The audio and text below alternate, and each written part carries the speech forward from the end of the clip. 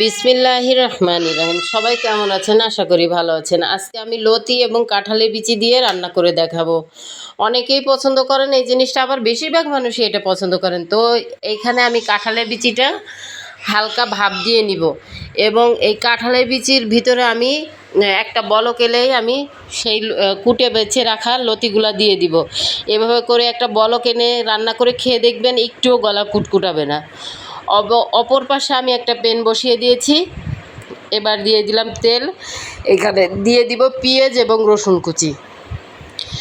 অপর পাশে আমি সেই লতি এবং কাঁঠালের বিচি হালকা সিদ্ধ করে রেখেছিলাম, সেটা একটু দেখে নিই।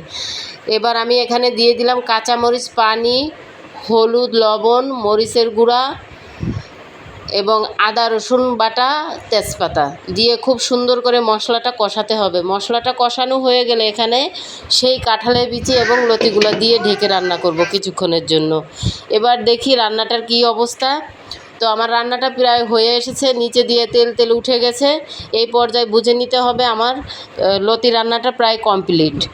তো এবার নামিয়ে নিব লতিটাকে। দেখুন লতিটা কত সুন্দর হয়েছে দেখতে এবং খেতেও অনেক মজা লাগবে আশা করি। তো এইভাবে রান্না করে একবার খেয়ে দেখবেন। আল্লাহ হাফেজ।